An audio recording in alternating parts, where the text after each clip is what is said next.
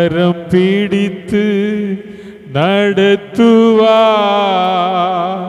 கண்மலை மேல் நிறுத்துவார். கரம் பிடித்து நடத்துவார்,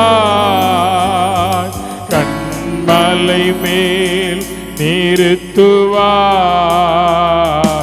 ஒரு தாய் தேற்றுவது போல் என் நேசர் தேற்றுவார். ஒரு தாய் எல்லாம் சேர்ந்து பாடுங்க பார்க்கலாம்.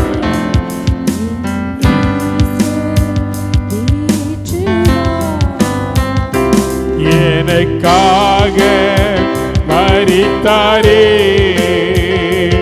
என் பாவம் சுமந்தாரே. எனக்காக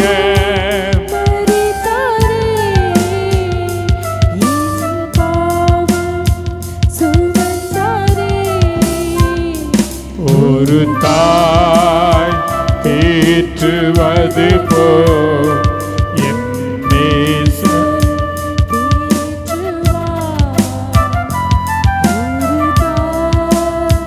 ஆவியானவரே, உம்முடைய கரத்தில் எங்களை ஒப்பு கொடுக்கிறோம். ஆண்டவரே, உம்முடைய கரத்தில் எங்களை ஒப்பு கொடுக்கிறோம். எனக்காக மரித்தாரே, என் பாவம். உண்மையா சொல்லுங்க பார்க்கலாம். எனக்காக மரித்தார், என் பாவம் சுமந்தாரே.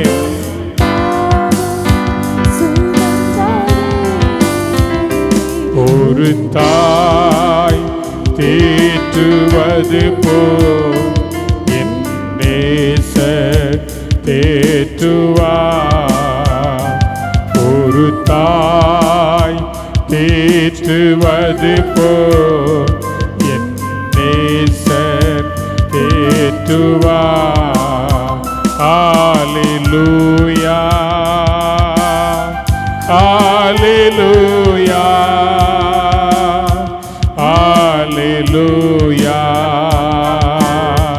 ஹல்லேலூயா, ஹல்லேலூயா. எல்லாரும் சேர்ந்து சொல்லுவோம். ஆண்டவரே, ஹல்லேலூயா,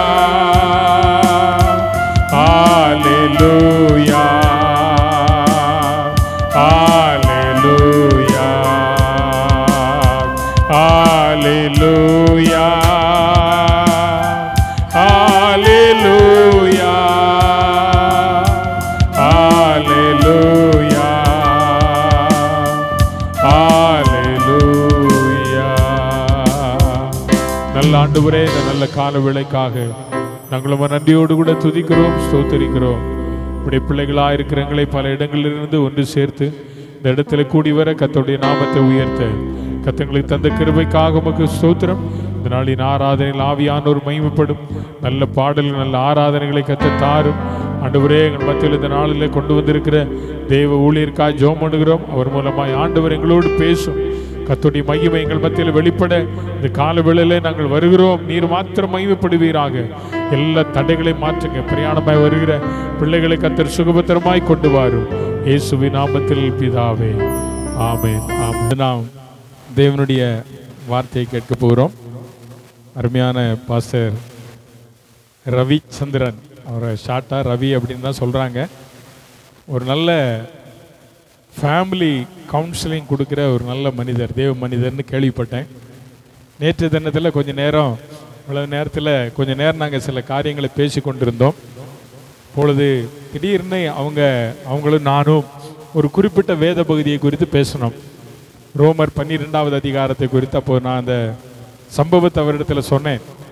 அந்த சம்பவம் இங்கே 3 வாரம் அது உங்களுக்கு கற்றுக் கொடுத்தோம். ஸோ அதை குறித்து அவர்களும் நிறைய கற்றுக்கொண்டு அதை அவங்களுடைய சபையில் நானும் அதை முடிந்த அளவுக்கு டீச் பண்ணுறேன்ருக்கா. நல்ல ஃபேமிலி கவுன்சிலிங் கொடுக்குற ஒரு நல்ல தேவ மனிதர். ஆகவே அவர்கள் குடும்பமாக நம்ம மத்தியில் வந்திருக்கிறாங்க. நம்ம எல்லாரும் கரங்களை தட்டி அவரை வரவேற்போம். அவர்கள் கர்த்தருடைய வார்த்தையை கர்த்தராகிய இயேசுவின் நாமத்தில் உங்கள் யாவரையும் கிறிஸ்துவின் சமாதானத்தை சொல்லி உங்களை வாழ்த்துகிறேன். தர்மையான காலவெளியிலே அனைவரையும் பார்க்கறது கொடுத்து மிகுந்த சந்தோஷம். இன்று நான் என் மனைவியோடு வந்திருக்கிறேன். என் மனைவி பேர் சாந்தி. சாந்தி என்றால் என்ன அர்த்தம்? நான் அமைதியாக இருக்கிறேன். 32 ஆண்டுகளாக சாந்தி சாந்தி சாந்தி சாந்தி என்று காலை மாலை எல்லா நேரத்திலும் கூப்பிட்டு நான் சாந்தி நிறைவோடு இருக்கின்றேன். ஆனால் உண்மையான சமாதானம் கிறிஸ்து இயேசு மட்டும்தான் தர முடியும். ஹல்லேலூயா. உண்மையான சந்தோஷம் கிறிஸ்து இயேசு மட்டும்தான் தர முடியும். இந்த வேளையில் கூட என்னை ஏற்றுக்கொண்டு எங்களை நன்றாக கவனித்த உங்கள் போதகர், உங்கள் ஆவிக்குரிய தகப்பன் ரெவரன் எபினேசர் அவருக்கு நான் நன்றி சொல்ல கடமைப்பட்டிருக்கிறேன். அதே வேளையில் அவங்களுடைய மனைவி விழா எலும்பு, அவங்க பேர் எனக்கு தெரியல, சலோமி அவங்க வீட்டுக்கார, அவங்க அத்தானை, அவங்க புருஷனை நன்றாக கவனித்திருந்தாங்க. அந்த வீட்டில் நான் அவங்கள அதை பார்த்து கொண்டே இருந்தேன். அதனால் தான் பாஸ்டர் இன்னைக்கு நிம்மதியாக சந்தோஷமாக ஊழியம் செய்கிறாருன்னா அது மனைவியும் முக்கியமான காரணம். அவங்க மனைவிக்கு ஒரு கை தட்டி அவருக்கு ஆண்டவருக்கு நன்றி சொல்லுங்கள்.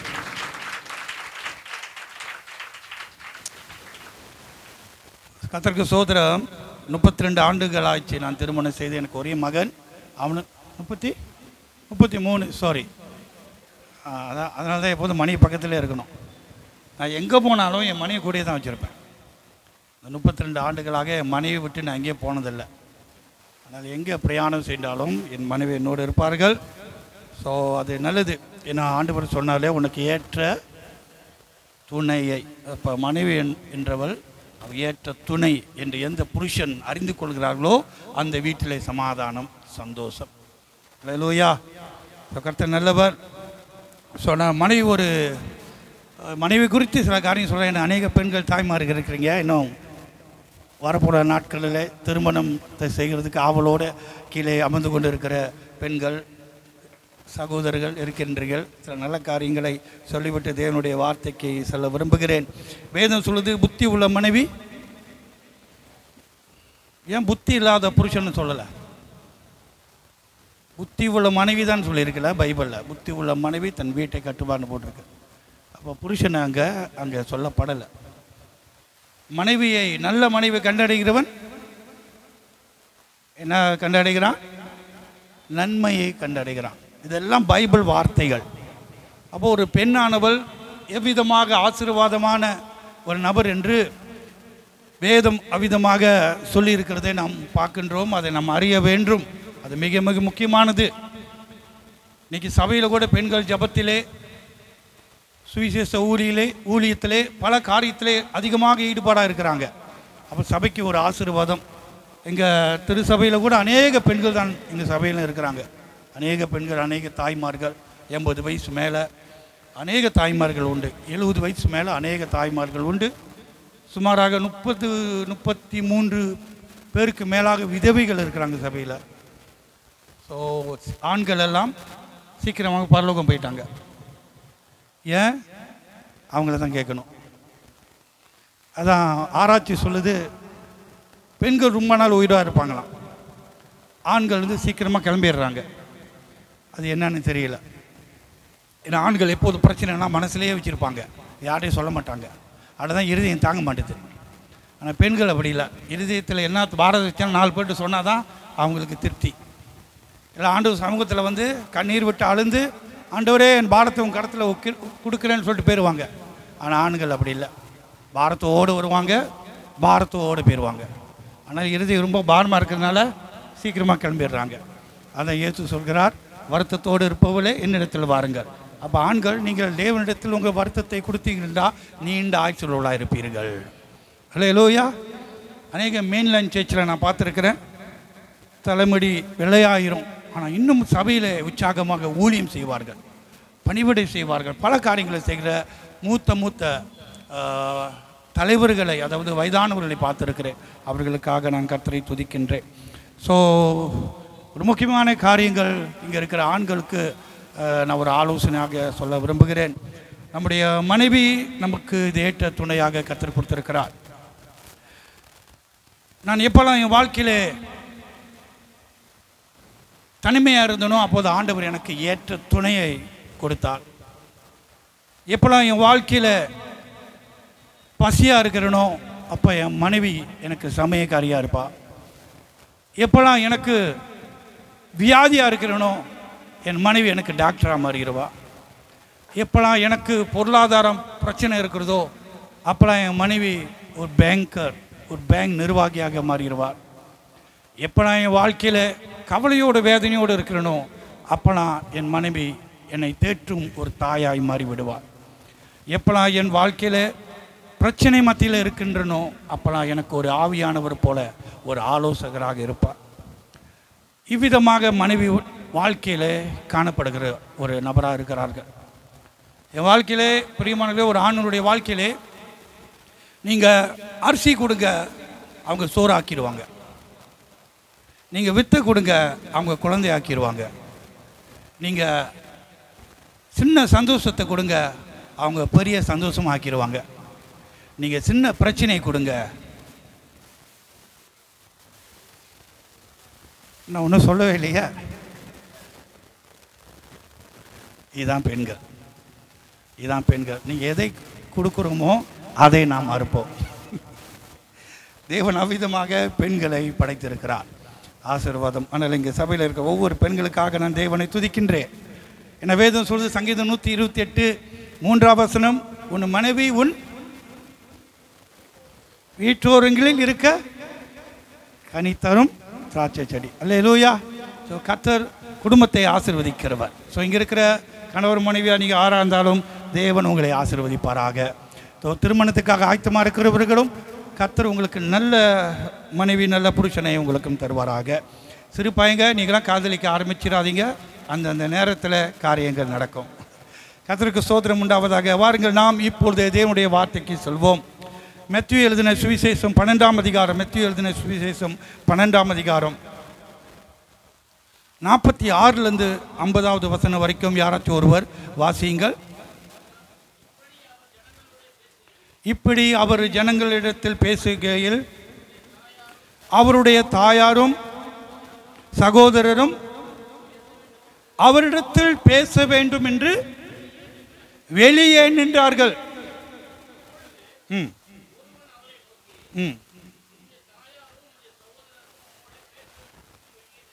உங்களுடைய தாயாரும் உங்களுடைய சகோதரரும் உங்களிடத்தில் பேச வேண்டும் என்று சொல்லி வெளியே நிற்கிறார்கள். தொடர்ந்து, தன்னிடத்தில் இப்படி சொன்னவனுக்கு அவர் பிரதியுத்தரமாக, என் தாயார் யார், என் சகோதரன் யார்? தம்முடைய கையை தம்முடைய சீஷர்களுக்கு நேரே நீட்டி, இதோ என் தாயும் இதோ என் சகோதர சகோதரிகள் இவர்களே, பரலோகத்தில் இருக்கிற என் பிதாவின் செய்கிறவன் எவனோ அவனே எனக்கு சகோதரனும். அல்லேலூயா. நன்றி பிரதர், அருமையாக ஜீவனோட பைபிள் வசனத்தை வாசிக்கிறீங்க. அல்லேலூயா. பரிசுத்த ஆவியானவர் தாமே இன்று இந்த வார்த்தையை ஆசீர்வதித்து நமக்கு தருவாராக. இந்த வசனத்தில் இருக்கிற மகத்துவத்தை மேன்மையை தேவன் நமக்கு வெளிப்படுத்துவாராக. கர்த்தாவே, இன்று உம்முடைய வசனத்தினால் எங்களை பிழைக்கச் செய்வீராக. உம்முடைய வசனத்தினால் எங்களை பலப்படுத்துவீராக. உம்முடைய வசனத்தினாலே எங்களை ஆசீர்வதிப்பீராக. இயேசுவின் நாமத்தில் வேண்டி ஜெபிக்கிறோம் நல்ல பிதாவே, ஆமென். அன்பானவர்களே, பரலோகத்தில் இருக்கிற என்னுடைய பிதாவின் சித்தத்தை செய்கிறவர்களே என்னுடைய தாயும் என்னுடைய சகோதரியும் என்னுடைய சகோதரர்களாக இருக்கிறார்கள் என்று இயேசு சொன்ன ஒரு வார்த்தையை இங்கே நாம் கவனிக்க வேண்டும். ஆண்டவராக இயேசு கிறிஸ்து அவர் பிரசங்கிக்கிறவர், போதிக்கிறவர், அநேக நன்மைகளை செய்யும்படி சுற்றி தெரிந்து கொண்டிருந்தார். ஆனால் அன்று ஒரு நாள் அவங்க வீட்டு அருகிலே அவர் ஒரு தேவ செய்தியை கொடுத்து கொண்டிருக்கிறார், மக்களோடு பேசி கொண்டிருக்கிறார். அந்த நேரத்திலே இயேசுவை சந்திக்கும்படி சொந்த குடும்பத்தார் அங்கே வந்து நிற்கிறாங்க. ஆனால் என்ன காரியம் என்றால், அவர்கள் அந்த மீட்டிங்கில் இல்லை, மீட்டிங் வெளியே இருக்கிறாங்க. இயேசு போல பிரசங்கியார் இந்த உலகத்தில் யாருமே இல்லை. இயேசுவை போல பேசக்கூடியவர்கள் யாருமே இல்லை. அந்த இடத்துல அநேக ஜனங்களும் சீடர்களும் வந்து உட்கார்ந்து அவருடைய வார்த்தையை கேட்டுக்கொண்டு இருக்கிறார்கள். ஆனால் அவர் அதாவது உலகத்துக்குரிய குடும்பம் சம்மந்தப்பட்டவர்கள் இயேசுக்கு இருந்திருக்கிறார்கள். ஜோசப்புக்கும் மேரிக்கும் பிறந்தவர்கள், அது உங்களுக்கு தெரியும். ஆனால் அவர்களோ இயேசுவோடைய அதாவது ஜோசப்புக்கும் மாரியாவுக்கும் பிறந்த சகோதரிகள், அவர்களெல்லாம் இயேசுவோட சகோதரிகளாக இருந்திருக்கிறார்கள். ஆனால் அன்று இயேசு பிரசங்கித்த போது அவர் பேசிக்கொண்டிருக்கிறவர் அவர்கள் உள்ளுக்கு இல்லை. அவர்கள் வெளியே நின்று இயேசுவை வெளியே வர சொல்கிறாங்க, நான் உங்களை பார்க்கணும் என்று. ஒரு வேதனைக்குரிய ஒரு காரியம், ஒரு வேதனையான காரியம் என்னவென்றால், இயேசுவோட சொந்த குடும்பத்தாரே, தாயும் சரி சகோதரும் சரி சகோதரியும் சரி அவருடைய ஆராதனை இல்லை, அவருடைய கூட்டத்தில் இல்லை. ஏனென்றால் அவர்கள் இயேசுவை ஒரு தீர்க்கதரிசியாகவோ அல்ல ஒரு தேவகுமாரனாகவோ ஒரு மேசியாகவோ அவர்கள் நம்ப மறுத்தார்கள். ஆனால் ஆண்டவருடைய வார்த்தை அவர்களுக்கு முக்கியமாக படலை. அதை இயேசு சொன்னால, சொந்த தீர்க்கதரிசி சொந்த ஊரிலே மதிக்கப்பட மாட்டார்கள். அவ்விதமாக ஆண்டவர் அங்கே பேசும்போது அவங்க தாய் அங்கே இல்லை, சகோதரர்களை வெளியே நிற்கிறாங்க. அந்த சூழ்நிலையில் தான் ஒரு நபர் வந்து சொல்கிறான், ஆண்டவரே உங்கள் குடும்பத்தார் வெளியே நிற்கிறாங்க. இன்னைக்கு எத்தனை பேர் நீங்கள் இங்கே இருக்கீங்க, உங்கள் குடும்பம் இங்கே இல்லை? எத்தனை பேர் மனைவி இங்கே இருக்கீங்க, உங்கள் புருஷன் இங்கே இல்லை? எத்தனை பேர் புருஷன் இங்கே இருக்கீங்க, உங்கள் மனைவி இல்லை? எத்தனை பேர் தாய்மார்க்கு இருக்கீங்க, உங்கள் பிள்ளைகள் இங்கே இல்லை? அவங்க வெளியே இருக்கிறாங்க பாஸ்டர், அவங்க அங்கே இருக்கிறாங்க பாஸ்டர். நாம் எங்கே இருக்கணுமோ அங்கே தான் இருந்தால் ரட்சிப்பு இருக்கும். ஆமென். அப்போ ஒரு நபர் வந்து சொல்கிறான், ஆண்டவரே உன் தாய் உன் சகோதரிகள் வெளியே நிற்கிறாங்க. இயேசுக்கு ஒரு பெரிய ஒரு சவாலான ஒரு நேரம். எப்படி நம்ம பிரசங்கம் கேட்டுக்கொண்டு இருக்கிற வேளையில் ஹெட்ஃபோன் வருது, கால் வருது, டிஸ்டர்ப் வருதோ, இன்றைக்கு அப்படி தான் வருது. ஆனால் அந்த நாட்களிலே இயேசு பிரசங்கிக்கும் போது ஒரு கால் வருது. அவருடைய ஊழியத்தை நிப்பாட்டி விட்டு அவர் அங்கே போகிறாரா இல்லை என்ன செய்ய போகிறார் என்ற ஒரு சூழ்நிலை. அந்த நேரத்தில் ஆண்டவர் அந்த நபருக்கு பிரதியுத்தரமாக ஒரு காரியங்கள் சொல்கிறார். என்ன சொல்கிறார்? வேதம் சொல்கிறது, அவர் தம்முடைய கரங்களை நேராக தம் சீஷர்களை பார்த்து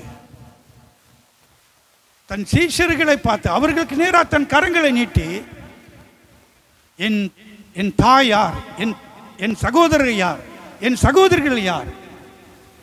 சீஷர்களை பார்த்து, இவர்களை என் தாய், இவர்களை என் சகோதரிகள், இவர்களை என் சகோதரர்களாக இருக்கிறார்கள்.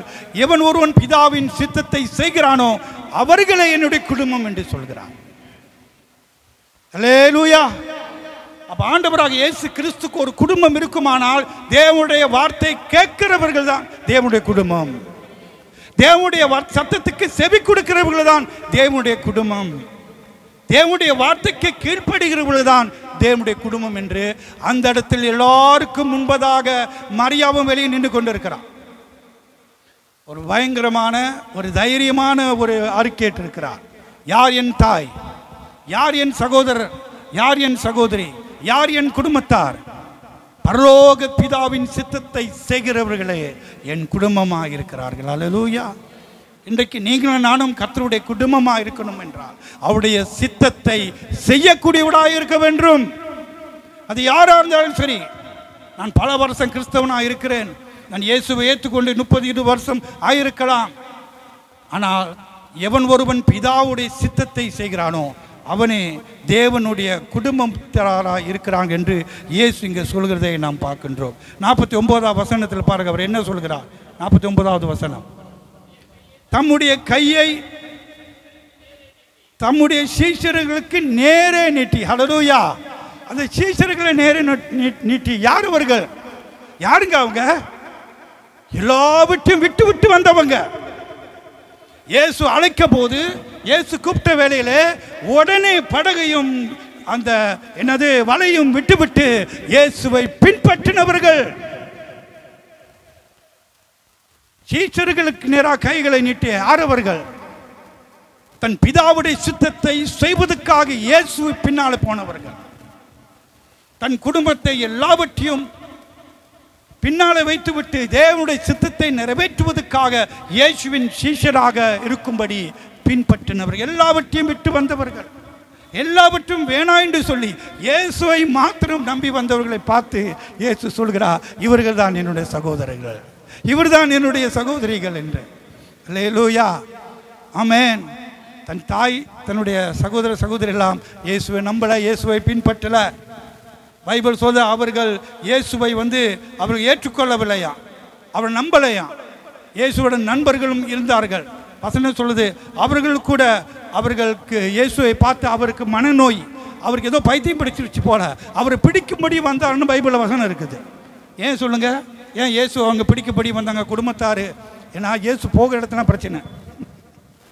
இயேசு எங்கெல்லாம் பிரசங்கிக்கிறாரோ, இயேசு எங்கெல்லாம் போதிக்கிறாரோ, இயேசு எங்கெல்லாம் அற்புத அடையாளம் செய்கிறாரோ, அங்கெல்லாம் பிரச்சனை வந்துருச்சு. அவருடைய போதனை, அவருடைய பிரசங்கம் எப்போதும் மனிதனுடைய சிஸ்டமை மாத்துறாரு. மத நம்பிக்கையில் இருக்கிறவர்கள், மத கட்டில் இருக்கிறவர்களை உடைத்து வேறு விதமான புரட்சி செய்திகளை கொடுத்தார். ஆனால் அநேகர் பலவித மத சடங்காச்சாரத்தில் இருந்தவர்கள் எல்லாம் அது இயேசுடைய செய்தி அவங்களுக்கு பிரச்சனையாகிவிட்டது. ஓய்வு நாளில் நன்மை செய்தார், ஓய்வு நாளில் அற்புதங்களை செய்தார், அதெல்லாம் நியாயப்பிரமாணத்தை அவர் மீறி செய்கிறார் என்று அவருக்கு எதிராக பிரச்சனை வந்தது. எங்கெல்லாம் அவர் தேவ செய்திகளை கொடுத்தாரோ அது அநேகர் மனதிலே ஒரு விதமான குழப்பத்தை உண்டு பண்ணி, அவர்களுக்குள்ள ஒரு குழப்பத்தை உண்டு பண்ணி அவர்கள் இயேசுவை கொல்ல வேண்டும், பிடிக்க வேண்டும் என்று பல காரியங்கள் செயல்பட்டது. இதெல்லாம் அவங்க குடும்பத்தாருக்கு தெரியும். அதான் இயேசுவை பிடிக்க வந்தார். காரணம், அவர் மனம் மயக்கத்தில் இருக்கிறார் என்று அவரிடத்தில் வந்தார்கள். ஆனால் இன்று அன்பானவர்களே, உங்களுக்கும் எனக்கு தெரியும் இயேசு எப்படிப்பட்டவர் என்று. இன்று பிரியமானவர்களே, இயேசு அவருடைய கைகளை சீடருக்கு நேராக நீட்டி, இவர்கள்தான் என் தாய் என் சகோதர சகோதரியாக இருக்கிறார்கள் என்று. காரணம், அவர்கள் இயேசுவை ஏற்றுக்கொண்டவர்கள், இயேசுக்காக எல்லாத்தையும் விட்டு வந்தவர்கள், இயேசுவை பின்பற்றுறவர்கள். அவர்களை பார்த்து தான் இயேசு அவ்விதமாக சொன்னார். இன்றைக்கு நீங்கள் நானும் கடவுளுடைய குடும்பம் என்று சொன்னால் நாம் எல்லாவற்றையும் விட்டு இயேசுவை பின்பற்ற ஒரு நபராக இருக்க வேண்டும். இயேசுதான் நமக்கு முதலாவதாக இருக்க வேண்டும். நானும் என் மனைவியும் சரி 32 ஆண்டுகளாக ஞாயிற்றுக்கிழமை ஆராதனை தவறாமல் வந்தவர்கள். 25 ஆண்டு ஊழியம் செய்கிறேன். ஆனால் அதுக்கு முன்பதாக 15 வயசுலேருந்து ஞாயிற்றுக்கிழமை ஆராதனை நான் தவறுனதில்லை. நீங்கள் எத்தனை பேர் நீங்கள் ஞாயிற்றுக்கிழமை ஆராதனை தவறீர்கள் எனக்கு தெரியவில்லை. ஏன்னா ஞாயிற்றுக்கிழமை தேவனுடைய நாள் என்று நான் உணர்கிறேன். ஞாயிற்றுக்கிழமை தேவன் எனக்கு ஏற்படுத்தின ஒரு நாள். அந்த நாளில் நான் அவரிடத்திலே நான் ஓய்வெடுத்து சமாதானத்தை பெற்று அவருடைய வார்த்தையை பெற வேண்டிய நாள். 6 நாள் வேலை செய்து 7வது நாள் ஆண்டவர் ஓய்வு கொடுத்தார். எதற்காக? தேவனிடத்தில் வரும்படி, அவரை ஆராதிக்கும்படி. அல்லேலூயா.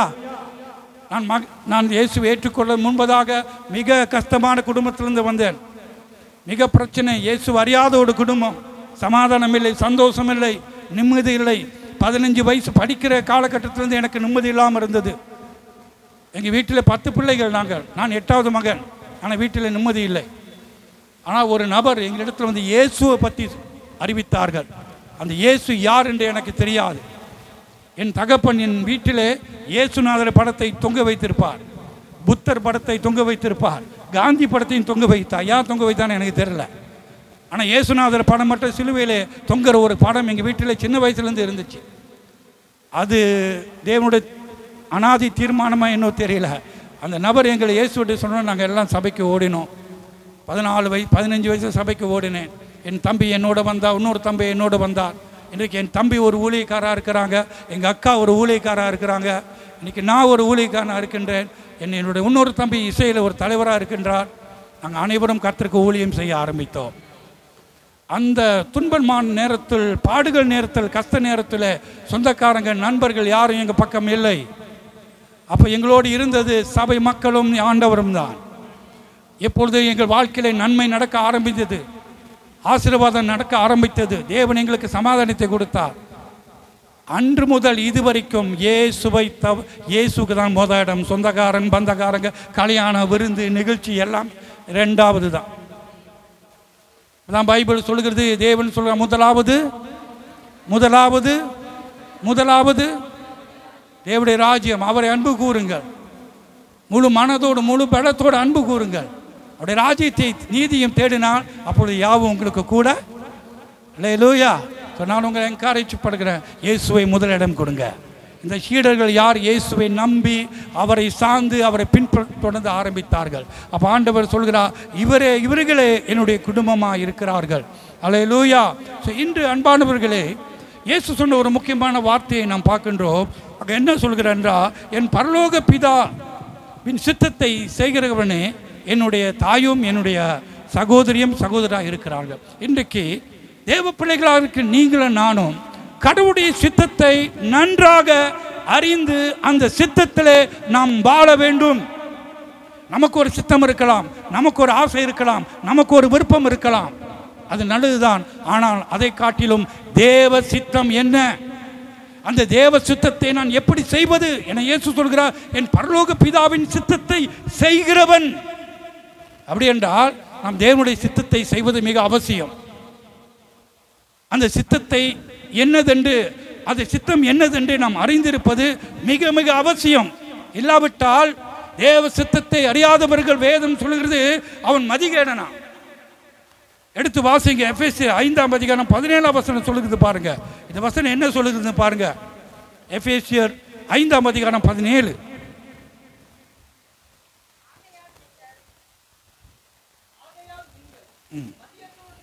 மதியற்றவர்களாயிராமல் கர்த்தருடைய சித்தம் என்னதென்று உணர்ந்து கொள்ளுங்கள். அப்ப தேவ சித்தத்தை தெரியாதவங்க யாரு?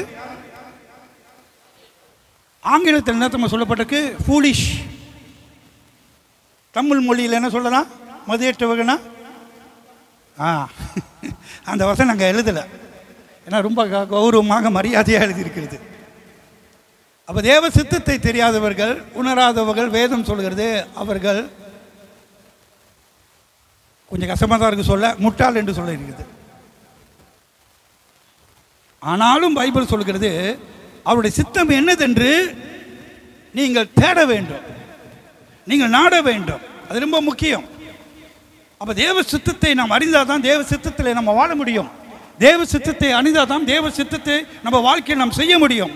இல்லாவிட்டால் நம் மதிகேடன் போல ஆகிவிடுவோம். இல்லை பிரியமானவர்களே, இந்த உலகத்தில் எத்தனை ஆண்டு வாழ்கிறேன் அது முக்கியம் இல்லை.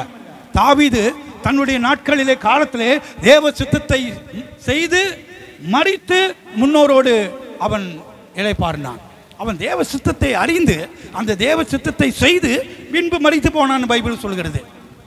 அப்போ இன்றைக்கு நீங்களும் நானும் மரிக்கிறதுக்கு முன்பதாக, தேவனை சந்திக்கிறதுக்கு முன்பதாக தேவ சித்தம் என்னதென்று அறிந்து அதில் செயல்படுவோம் என்றால் தேவன் நம்மை பார்த்து சகோதரன் சகோதரி என் தாய் என்று சொல்வார். அல்லேலூயா. ஸோ இன்றைக்கு கர்த்தருடைய சித்தம் என்றால் என்ன என்று நாம் சில காரியங்களை அறிந்திருப்பது மிக மிக முக்கியமானது. தேவ சித்தம் 2 காரியத்தில் செயல்படுகிறது.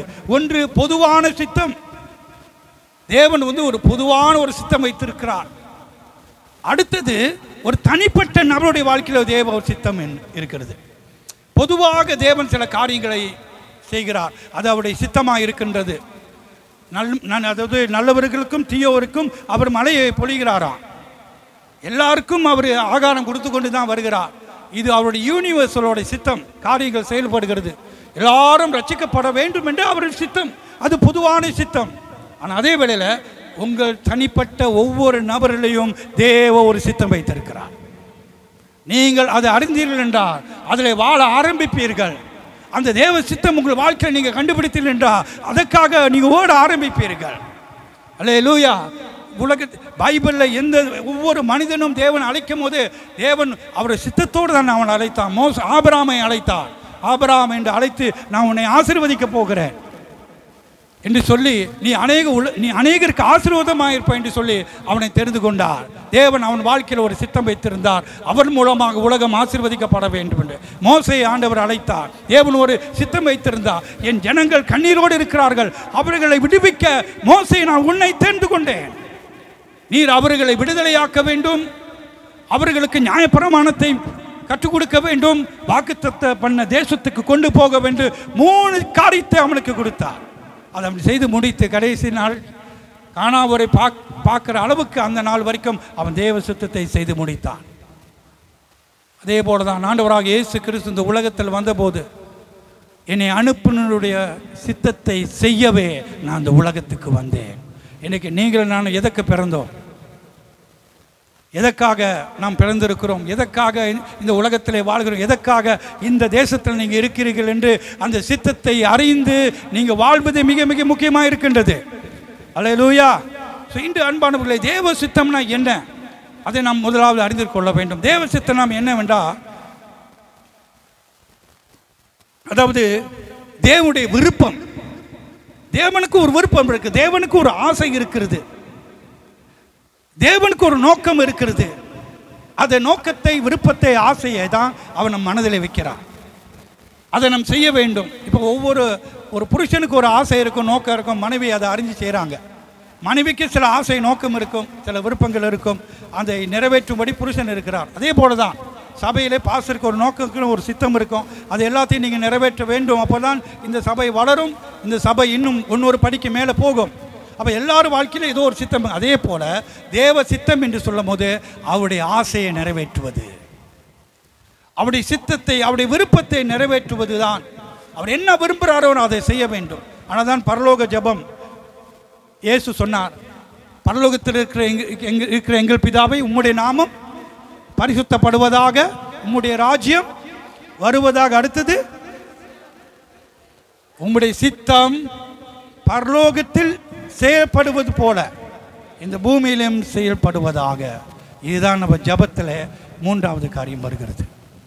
அப்போ இன்றைக்கு தேவனுடைய நோக்கம் என்னென்றால், அவருடைய சித்தம் பரலோகத்தில் செயல்படுவது, இந்த பூமியிலே அது செயல்பட வேண்டும். எப்படி நடக்கும்? அது நீங்களும் நானும் தான் செய்ய வேண்டும். அப்போ அந்த சித்தத்தை நாம் அறிந்திருப்பது மிக மிக முக்கியமான ஒன்று காரியமாக இருக்கிறது.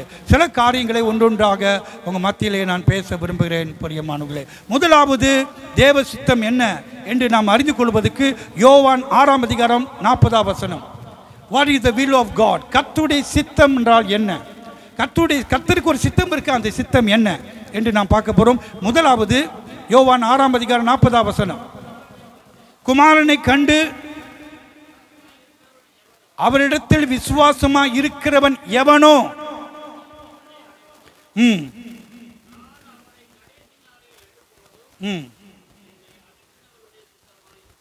அல்லேலூயா, அல்லேலூயா. அப்ப இங்க இயேசு என்ன சொல்கிறார்?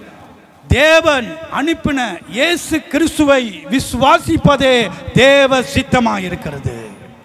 இன்னைக்கு நீங்கள் நானும் இயேசு விசுவாசிக்கிறீங்களா? தேவ சித்தம். அல்லேலூயா, அல்லேலூயா. நாம் அவரை தேடி போகவில்லை, அவர் நம்மை தேடி வந்தார். நாம் அவரை கண்டுபிடிக்கவில்லை, அவர் நம்மை தேடி வந்தார். இங்க இயேசு சொல்கிறார், குமாரனை கண்டு அவரிடத்தில் விசுவாசமாக இருக்கிறவன் எவனோ அவன் நித்திய ஜீவனை அடைவதும் நான் அவனை கடைசி நாளிலே எழுப்புவதற்கும் என்னை அனுப்புனுடைய சித்தமாக இருக்கிறது. அல்லேலூயா. அப்ப பிதா இயேசுவை இந்த உலகத்துக்கு அனுப்பியிருக்கிறார். நம்முடைய வேலை என்ன? அவரை நம்ப வேண்டும். அல்லேலூயா. இப்போ பாருங்க, இந்த உலகத்திலே ஆண்டவருடைய பொதுவான சித்தம் எல்லாரும் ரசிக்கப்பட வேண்டும். ஆனால் இயேசுவை ஏற்றுக்கொள்வதும் இயேசுவை விசுவாசிக்கிறதும் அது உங்களுடைய தீர்மானம். ஆமென். இன்றைக்கி நிறைய பேருக்கு நம்ம இயேசு பற்றி சொல்கிறோம். சிலர் கேட்பாங்க, சிலர் கேட்க மாட்டாங்க. நீங்கள் கேட்டபடியாக இங்கே உட்காந்துருக்கீங்க. நீங்கள் அவரை நம்புறதுனால இங்கே உட்காந்துருக்கிறீங்க. நம்ம எவ்வளோ பெரிய ஆசீர்வதிக்கப்பட்டவர். அல்லேலூயா. கண்டு விசுவாசிக்கிறவன் காட்டிலும் காணாமல் விசுவாசிக்கிறவன் பாக்கியவான். நீங்களாம் பாக்கியவான். அல்லேலூயா. அப்போ ஆண்டவருடைய சித்தம் என்னவென்றால், இயேசுவை நாம் நம்ப வேண்டும். அவரை விசுவாசிக்கும் போது பைபிள் சொல்கிறது, அவர் என்ன சொல்கிறான்னா, அவனுக்கு நித்திய ஜீவனை தருகிறாராம். அல்லேலூயா. அப்போ ஆண்டவரை விசுவாசிப்பது எவ்வளவு முக்கியமானது என்று இந்த இடத்துல பார்க்கிறோம். இது தேவ சித்தமாக இருக்கிறது. அல்லேலூயா. அன்பார்களே, இன்றைக்கு ஏன் இயேசுவை நாம் விசுவாசிக்க வேண்டும்? அங்கே வசனம் சொல்லுது என்னது? ஏன் இயேசு விசுவாசிக்க வேண்டும்? நித்திய ஜீவனை பெறுவதற்கு. அல்லேலூயா. எத்தனை பேர் இயேசுவை விசுவாசிக்க எதற்காக? இன்னைக்கு நிறைய பேர் இயேசுவை எதுக்கு விசுவாசிக்கிறாங்க? ஆசீர்வாதங்களுக்காக, அப்புறம் சுகத்துக்காக. இங்கே வசனம் அப்படி சொல்ல. நீங்கள் இயேசுவை எதுக்கு விசுவாசிக்கணும்? நித்திய ஜீவனை அடைவதற்காக, கடைசி நாட்களிலே நீங்கள் மீண்டும் உயிர்த்தெழுவதற்காக இயேசுவை நீங்கள் நம்ப வேண்டும் என்று இங்கே இயேசு சொல்கிறார். இன்னைக்கு சில பேர் ஏன் இயேசுவை விசுவாசிக்கிறார்கள்? ஏன் ஞானஸ்நானம் எடுக்கிற? திருமணத்துக்காக. திருமணம் ஏதோ கிறிஸ்தவ பொண்ணையோ ஏதோ கல்யாணம் பண்ணி திருமணத்துக்காக சில பேர் இயேசுவை நம்புகிறாங்க. அப்படி இல்லை பிரியமானவர்களே, ஆசீர்வாதத்துக்காக இல்லை. எனக்கு ஒரு அற்புதம் செய்வாரா, எனக்கு ஒரு அதிசயம் செய்வாரா, நான் இயேசுவை நம்புகிறேன். நம்பவே வேணாம். வியாதி வரும் சில நேரத்தில், பிரச்சனைகள். சில பேர் சொல்லுவாங்க, நீங்கள் இயேசுவை நம்புங்க, உங்கள் பிரச்சனைலாம் தீந்துடும். தீந்துருச்சா? எத்தனை பேர் இங்கே பிரச்சனை இல்லாமல் இருக்கீங்க? நான் முதல் கை தூக்கிறேன், எனக்கு எவ்வளோ பிரச்சனை இருக்குது.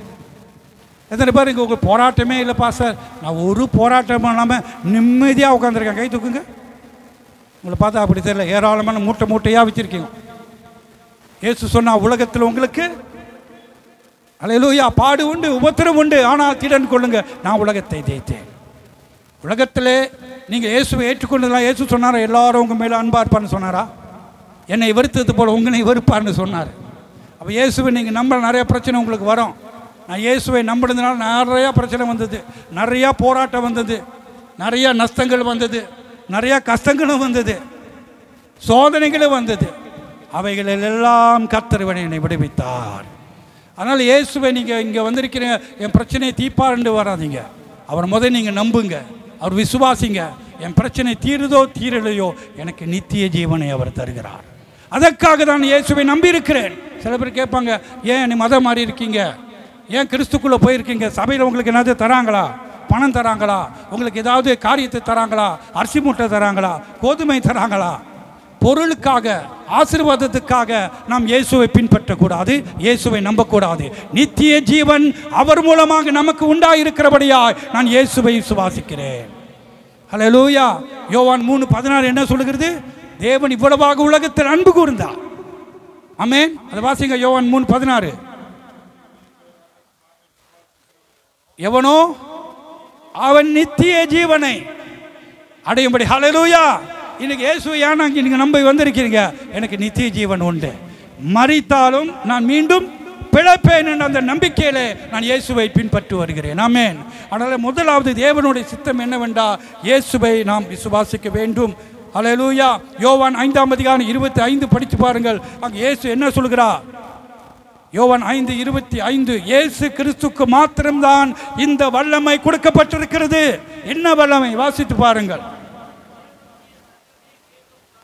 மரித்தோர் தேவகுமாரனுடைய சத்தத்தை கேட்கும் காலம் வரும், அது இப்பொழுதே வந்திருக்கிறது. அதை கேட்கிறவர்கள் கைகள் தட்டுங்க. ஹல்லேலூயா. அதை கேட்கிறவர்கள், எந்தெந்த மரித்து போனவர்கள், நித்திரை அடைந்தவர்கள் இன்னைக்கு பாதாள குழியில் இருக்கலாம், இன்னைக்கு கல்லறையில் இருக்கலாம். ஆனால் ஒரு நாள் வரும், இயேசு சொல்கிறார், கடைசி நாட்களிலே என் குரலை அவர்கள் கேட்பார்கள். ஹல்லேலூயா. இயேசு குரலை கேட்கிறவர்கள் அப்பொழுது அவர் உயிர்த்தெழுவார் என்று பைபிள் சொல்லுது. பிரியமானவர்களே, அதுதான் நம்முடைய விசுவாச வாழ்க்கை, நம்பிக்கை நிறைந்த வாழ்க்கை. இந்த உலகத்திலே நாம் ஒரு குறிப்பிட்ட காலத்தில் இருக்கின்றோம். ஆனால் தேவனுடைய சித்தத்தை நாம் செய்து நாம் நித்திரை அடையும் போது தேவன் மீண்டும் ஒரு நாள் வருவார். அங்கே சொல்கிறார், மரித்தோர் தேவகுமாரனுடைய சத்தத்தை கேட்பார்கள். ஆமென். அங்கே வேற எந்த சாமியாருடைய சத்தத்தையும் கேட்க முடியாது, எந்த அரசியலுடைய சத்தத்தையும் கேட்க முடியாது, எந்த மத போதகருடைய சத்தத்தை கேட்க முடியாது. இயேசு கிறிஸ்து குரலை மட்டும்தான் குழியில் இருக்கிற யாவரும் கேட்பார்கள். அப்போ ஆண்டவர் இங்கே சொல்கிறார், இயேசு கிறிஸ்துவை நீங்கள் விசுவாசிப்பதே தேவ சித்தமாக இருக்கிறது. ஹல்லேலூயா. அப்போ முதலாவது அன்பானவர்களே, இன்றைக்கு தேவனுடைய சித்தம் என்ன என்று நீங்கள் அறிய விரும்பினால் முதல் காரியம் இயேசுவை விசுவாசிப்பதே தேவனுடைய சித்தமாக இருக்கிறது. இரண்டாவது காரியம் தேவனுடைய சித்தம் என்றால் என்ன? யோவான் 4:34. யோவான் 4:34.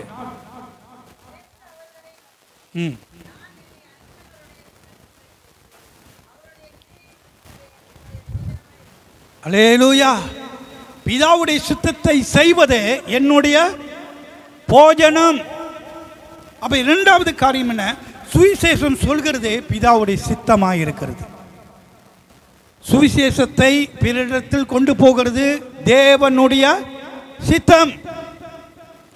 பாஸ்டர், நான் தேவ சித்தத்தை செய்ய விரும்புகிறேன். தேவ சித்தம்னா என்ன? ரெண்டாவது சொல்கிறேன். சுவிசேஷத்தை சொல்கிறவங்க தேவ சித்தத்தை செய்கிறாங்க, சுவிசேஷத்தை சொல்லாதவங்க தேவ சித்தத்தை செய்யலை. கிறிஸ்துவ வாழ்க்கை என்பது இயேசு நம்மை ரட்சித்து உடனே பரலோகத்துக்கு கொண்டு போகல, இந்த பூமியில் வச்சிருக்கிறார். ஏன்? நீங்கள் எனக்கு உப்பாயிருங்க, நீங்கள் எனக்கு ஒளியாக இருங்க, உங்கள் ஒளியை கண்டு அநேக பேர் உங்கள் இடத்துல வருவாங்க என்று இயேசு சொல்லியிருக்கிறார். எதற்காக ஆண்டவர் நம்ம உயிரோடு வைத்திருக்கிறார் என்றால் பிரியமானவர்களே, இந்த சுவிசேஷ பணியை நாம் அறிவிப்பதற்காக. இயேசு சொல்கிறார், என்னுடைய ஆகாரம் என்னவென்றால் பிதாவின் சித்தத்தை செய்வதற்கு. அல்லேலூயா.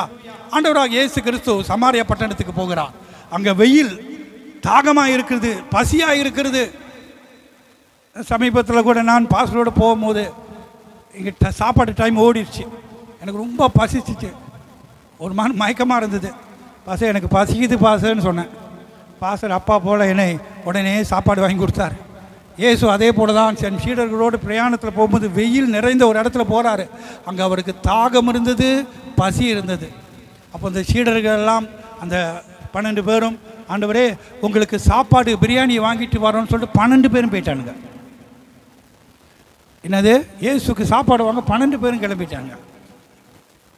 இயேசுவோட யாரும் உட்காந்து பேசலாமே, அவர் தனியாக இருக்கிறாரு, ஒண்டியாக இருக்கிறாருன்னு சொல்லி யாராச்சும் 2 பேரும் அங்கே உட்காந்துருக்கலாம். எனக்கு தெரியல, ஒருவேளை அவங்க பயந்தார்கள் போல். ஏதாவது நின்னா இயேசு ஏதாவது திட்டி விடுவார், வேணாம் அவர்கிட்ட திட்டு வாங்க வேணாம், உடனே நம்மளும் போயிடுவோம். 12 பேரும் போயிட்டாங்க. இயேசு மிக பசியோட தாகத்தோடு இருக்காருங்க. அந்த நேரத்தில் தான் ஒரு சம்பவம் நடக்குது. ஒரு சமாரியா பெண் அங்கே கிணற்றிலே தண்ணீர் எடுக்க வருகிறார். அங்கே தான் ஆண்டவராக இயேசு கிறிஸ்து அவளோடு பேசுகிறார். நான் கொடுக்குற தண்ணீர் உனக்கு தாகம் உண்டாகாது. அல்லேலூயா. அவள் சொல்கிறார், என் முற்பிதாக்களை காட்டி நீ பெரியவரா? இயேசு சொல்கிறார், நானே மேசியா, நீ பேசி கொண்டிருக்கிற நபர் நானே இந்த உலகத்துக்கு வந்த மேசியா என்று சொல்லும் போது அவள் உடனே அந்த இடத்தை விட்டு கிராமத்துக்கு ஓடி, இதோ நான் என்னை குறித்து எல்லாவற்றையும் தெரிவிக்கக்கூடிய ஒரு தீர்க்கதரிசி இங்கே வந்திருக்கிறான்னு சொல்லி அந்த கிராமத்தையே கூட்டி வந்தார். அல்லேலூயா. அங்கே இயேசு அமர்ந்து கொண்டு இருக்கிற வேளையில் தண்ணி கூட குடிச்சாரா தெரியல, என்ன பேசிக்கிட்டு தானே இருந்தார். சீடர்கள் ஒரு எல்லாம் பிரியாணி, அப்புறம் இங்கே என்னென்ன சாப்பாடு இருக்குது எல்லாத்தையும் பொரியெல்லாம் கொண்டு வராங்க. அப்போ இயேசு சொல்கிறார், நான் சாப்பிட்டுட்டேன், நான் தண்ணி குடிச்சிட்டேன். இவங்க சீடர்கள் ஒவ்வொரு முடிக்கிறாங்க, என்னடா தான் நம்ம யார் நமக்கு தெரியாமல் இவருக்கு சாப்பாடு கொடுத்துட்டான்னு. இயேசு சொல்கிறார், நான் சாப்பிட்டு திருப்தியாக இருக்கிறேன். எனக்கு இந்த சரீரத்தோடைய தேவைகளை காட்டிலும் என் ஆன்மீக தேவை, என் ஆன்மீக தாகத்தை நான் என்று நிறைவேற்றிவிட்டேன். சுவிசேஷத்தை ஒரு நபருக்கு அறிவித்ததே என் தாகம் தீர்க்கப்பட்டதுன்னு இயேசு சொல்கிறார். நான் திருப்தி அடைந்து விட்டேன். என் சரீரம் மட்டுமில்லை, என் ஆவி திருப்தி அடைந்து விட்டது. காரணம், ஒரு ஆத்துமா ரட்சிக்கப்பட்டுருச்சு. அல்லேலூயா. பிரியமானவர்களே, ஆண்டவராக இயேசு கிறிஸ்து ஒரு நபர் ரட்சிக்கப்படுவதற்காக ஜகாயுவை சந்தித்தார்.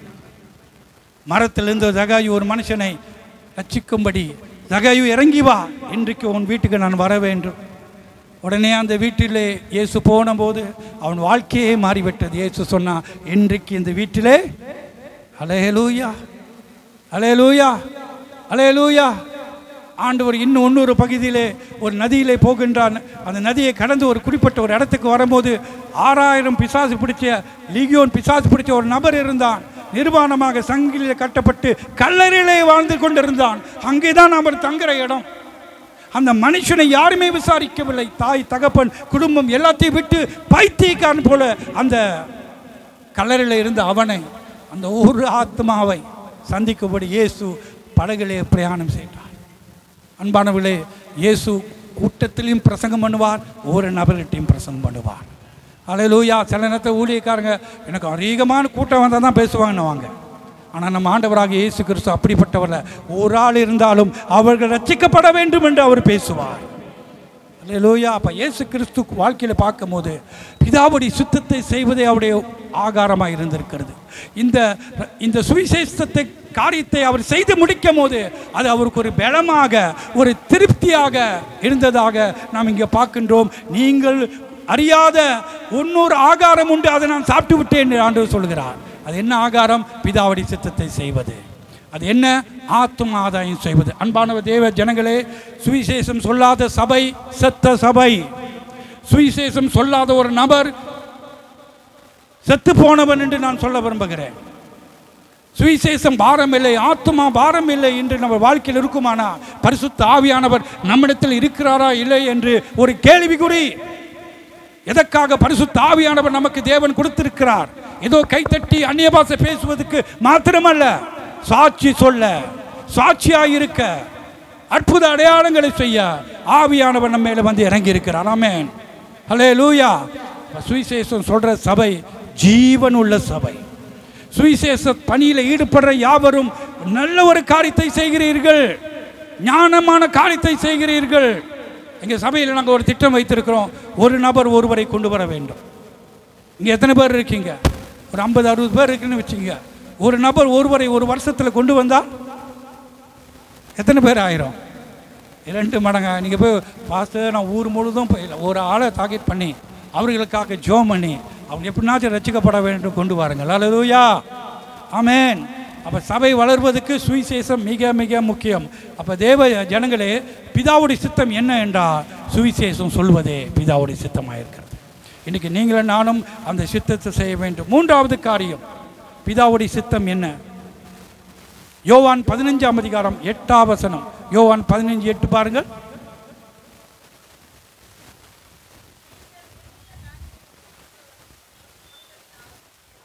நீங்க மிகுந்த கனிகளை கொடுப்பதினால் என் பிதா மகிமைப்படுவார், நீங்களும் எனக்கு சீஷர்களாக இருப்பீர்கள். யார் சீஷர்கள்? அதிக கனிகளை கொடுப்பவர்களே தேவ சீஷர்களும் தேவ சித்தத்தை செய்கிறார்கள். ஆமென், அல்லேலூயா. அன்பானவர்களே, நம்முடைய வாழ்க்கையிலே நாம் அதிக கனிகளை கொடுக்கிறவர்களாக காணப்பட வேண்டும். ஒரு காலத்திலே நாம் பலவிதமான கெட்ட கனிகளை கொடுத்தோம், கசப்பான கனிகளை கொடுத்தோம். கசப்பு, சண்டை, பொறாமை, எரிச்சல், வெறி, பெருமை, பலவிதமான அழிவுக்கு ஏதுவான, சாவுக்கு ஏதுவான, மாமிசத்துக்கு ஏதுவான கனிகள் நம்முடைய வாழ்க்கையிலே காணப்பட்டது. செத்த கிரியைகளை நாம் வாழ்க்கையிலே வெளிப்படுத்தினோம். ஆனால் இங்கே ஆண்டவர் சொல்கிறார், நீங்கள் என்னை விசுவாசிக்கிறதுனாலே, நீங்கள் எனக்கு சீஷராக இருக்கிறதுனாலே, நீங்கள் அதிக கனிகளை கொடுப்பதினாலே என் பிதா மகிமைப்படுகிறார். அல்லேலூயா. அன்பார்களே, கலாத்தியர் 5ஆம் அதிகாரம் 22 23 வரைக்கும் நீங்கள் வாசித்து பார்த்தீங்கன்னா, ஒரு கிறிஸ்துவன் நல்ல தரம் உள்ளவனாக இருக்க வேண்டும், கிறிஸ்துவின் சுபாவத்தை தரித்திருக்க வேண்டும், பரிசுத்த ஆவியானவர் அவனுக்குள்ளிருந்து செயல்பட்டு அவன் அதிகமான ஆவிக்குரிய கனிகளை வெளிப்படுத்த வேண்டும் என்று இங்கே சொல்லப்பட்டிருக்கு. என்ன கனிகள்? அன்பு. ஹல்லேலூயா. என்னதுங்க? அன்பு. இயேசு சொன்னார், தேவனுடைய பிரதான கட்டளை என்ன என்று ஒருத்தன் கேட்டான். அதுக்கு இயேசு என்ன சொன்னார்? உன் தேவனாகிய கர்த்தரை முழு மனதோடு, முழு ஆவியோடு, ஆத்மாவோடு, சரீரத்தோடு நீ அன்பு கூறுவாக. 2வது கற்பனை என்ன? உன்னை நேசிக்கிறது போல பிறர் நேசி. இது பழைய ஏற்பாடில் இருக்க கட்டளை. புதிய ஏற்பாடு கட்டளை என்ன உங்களுக்கு தெரியுமா? புதிய ஏற்பாடு கட்டளை, புதிய ஏற்பாடு கட்டளையில் தான் நாம் வாழ வேண்டும். பழைய ஏற்பாடு கட்டளை, உன்னை அன்பு செய்கிற இடத்துல நீ அன்பு செய் என்று சொல்லப்பட்டிருக்கு. உன்னை நேசிக்கிறது போல பிறரை நேசி. யார் யார் உங்களை நேசிக்கிறார்களோ அவங்கள மட்டும் தான் நீங்கள் நேசிப்பீங்க. யார் யார் உங்களுக்கு நன்மை செய்கிறார்களோ அவங்கள மட்டும் தான் நீங்கள் நன்மை செய்வீங்க. ஆனால் இயேசு சொன்ன பிரமாணம் என்ன தெரியுமா? நான் பிறரிடத்தில் அன்பு கூறுவது போல நீங்கள் அன்பு செய்யுங்கள். பிறரிடத்தில் நீங்கள் அன்பு செய்ய வேண்டும் என்றால் இயேசுவின் அன்பை வைத்து தான் அன்பு கூற வேண்டும், தவிர உங்கள் அன்பை வச்சு நீங்கள் அன்பு கூறக்கூடாது. ஏன்னா நம்ம அன்பெல்லாம் பொய். மனைவி புருஷன் மனைவி பார்த்து சொல்லுவாங்க, நீ தக்காளம் பழம் போட இருக்க, நீ முத்தா இருக்கிற, நீ இப்படி இருக்கிற, அப்படி இருக்கிற. 10 வருஷம் சென்று பாருங்க, நீ பாவக்காவா இருக்கிற, நீ மோசமாக இருக்கிற, பூசணிக்காவா இருக்கிற, கண்ட கண்ட வார்த்தையெல்லாம் சொல்லுவாங்க. ஆதியில் அன்பு அப்படி நெருங்கி இருக்கும். நாளாவ பேசுகிறதே இல்லை, பழகிறதே இல்லை, தொடர்றதே இல்லை. இந்த எதையும் வாங்கி கொடுக்குறதே அன்பு காண போச்சு. ஏன் சொல்லுங்க? நம்முடைய அன்பெல்லாம் பொய்யுங்க. நம்முடைய அன்பு எல்லாம் சுய அன்பு. உங்களுக்கு தெரியுமா? நம்முடைய அன்பை கொடுத்து எதுவுமே நீங்கள் பெருமை பாராட்டாதீங்க. என் மனைவி திருமணம் செய்த முதல் இரவு அந்த நாளில் என் மனைவிட்டு ஒரு வார்த்தை சொன்னேன். நான் உங்கள்கிட்டையும் சொல்கிறேன், என் அன்பை நம்பாதேன்னு. உன் அன்பை நான் நம்ப மாட்டேன்னு. நம்முடைய அன்பு எல்லாம் சுய அன்பு. உனக்கு எனக்கு இயேசு நடுவில் இருந்தால் தான் இந்த குடும்பம் நிலைத்திருக்கும் என்று சொன்னேன். ஏன்னா அவருடைய அன்பு தான் மாறாதது, அவருடைய அன்பு தான் நிபந்தனை இல்லாதது, அவர் அன்பு தான் உண்மையான அகாப்பை அன்பு. அந்த அன்பு எனக்குள்ளே இருந்தால் நான் உன்னை நேசிப்பேன். எபேசியர் 5ஆம் அதிகாரம் நீங்கள் 3ஆம் வசனத்தை வாசித்து பாருங்க. எபேசியர் 5:3.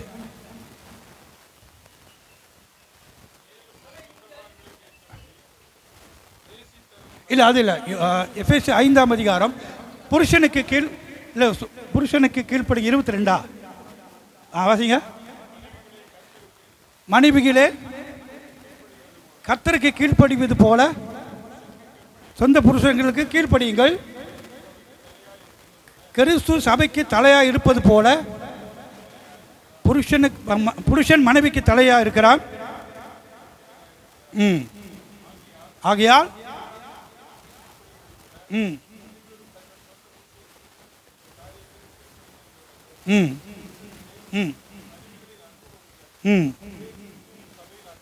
அல்லேலூயா. புருஷர்களே உங்க மனைவியை எப்படி அன்பு கூறணும்? கிறிஸ்து சபையை அன்பு கூறுவது போல. அப்பதாங்க அந்த குடும்பம் நல்லா இருக்கும். இங்க வசனம் அப்படிதான் சொல்லுது. அப்ப நம்முடைய அன்பை நீங்க நம்பாதீங்க. நம்முடைய அன்பு எல்லாம் சுய அன்பு. எத்தனை பேர் உங்களுடைய சொத்தை எல்லாம் மற்றவங்களுக்கு எழுதி வைப்பீங்க? கையை தூக்குங்க.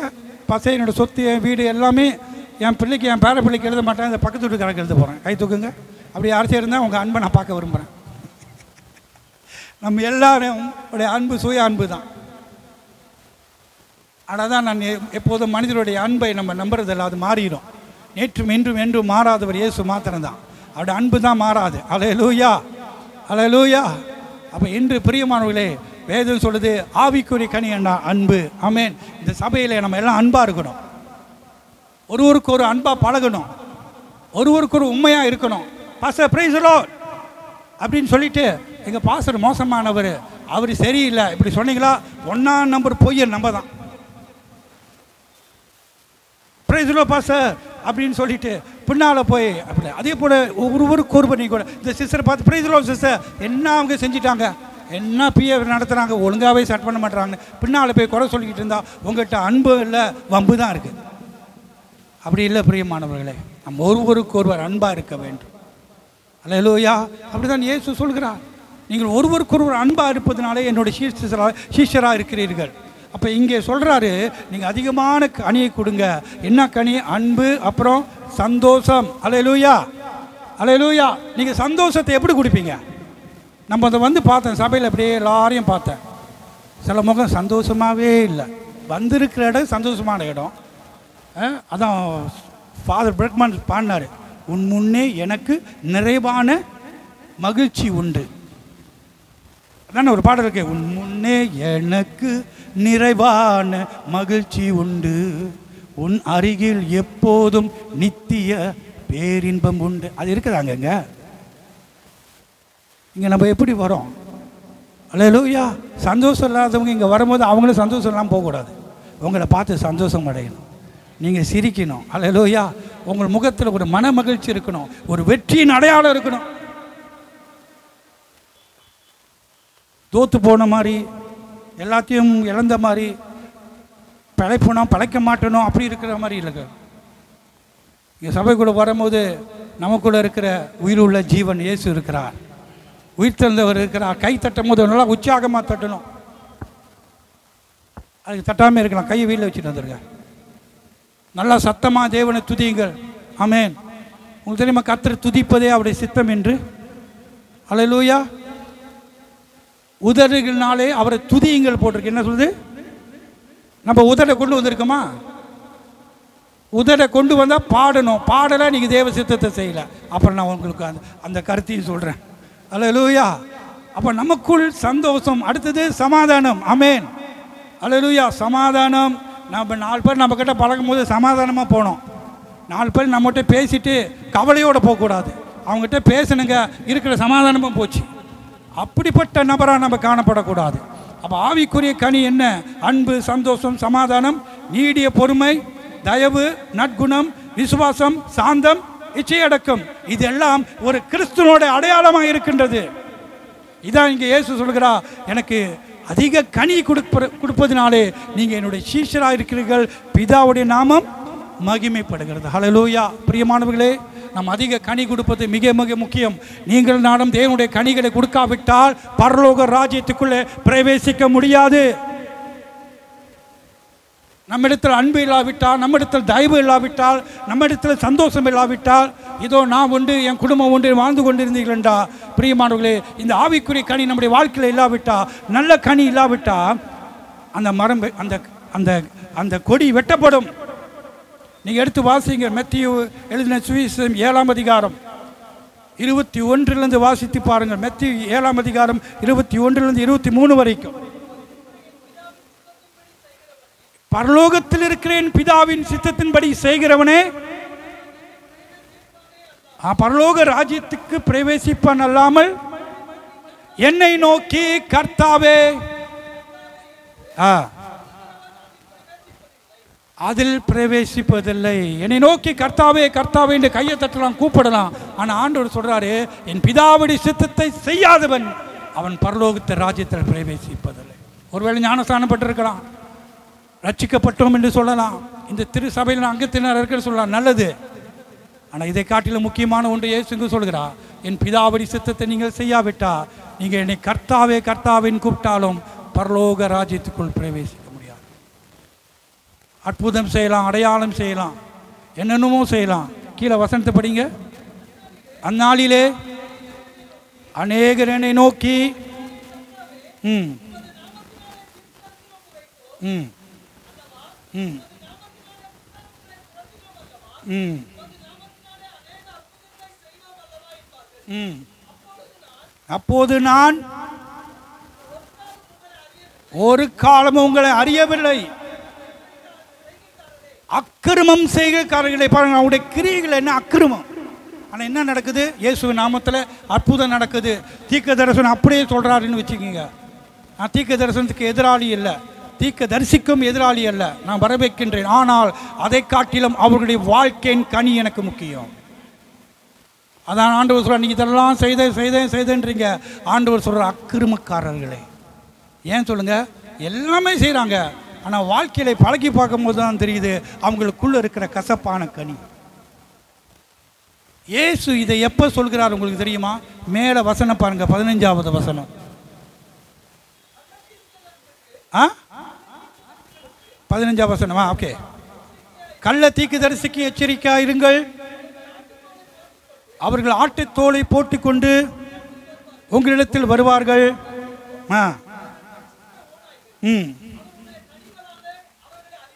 அவர்கள் கனிகளாலே. அல்லேலூயா.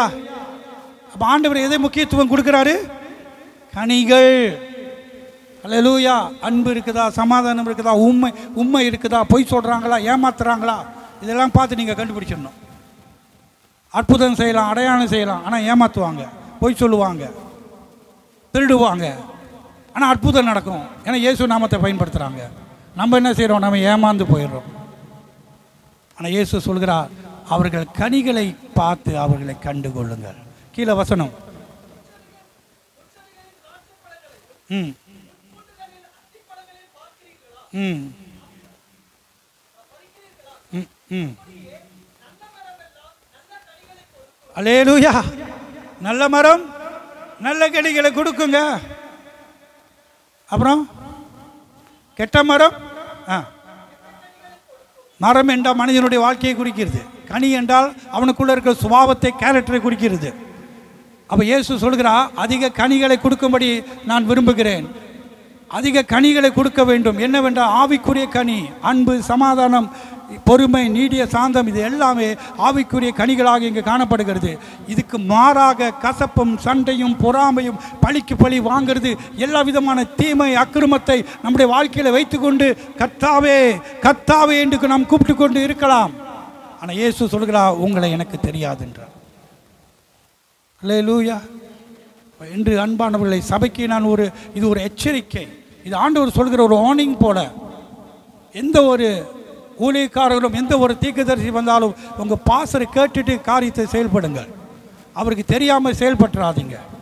ஏன்னா கர்த்தர் உங்களுக்கு மேய்ப்பரா அவரை தான் வைத்திருக்கிறார். எரேமியா 3:15 படி, அப்போஸ்தலர் 20:28 படி ஆவியானவர் ஆள் நியமிக்கப்படுகிற ஊழியக்காரர், தேவன் கொடுக்கிற மேய்ப்பன் அந்த சபைக்கு முக்கியம்.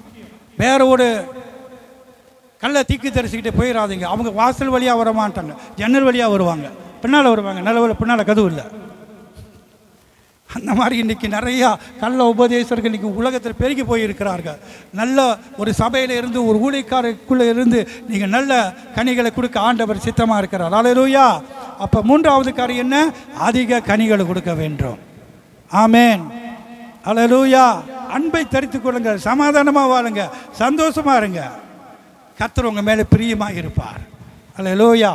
நாலாவது காரியம், நாம் தேவனுடைய சித்தத்தை செய்வது என்ன? 1 தெசலோனிக்கர் 5ஆம் அதிகாரம் 1 தெசலோனிக்கர் 5ஆம் அதிகாரம் 16 18 வரைக்கும் வாசிக்க கேட்போம்.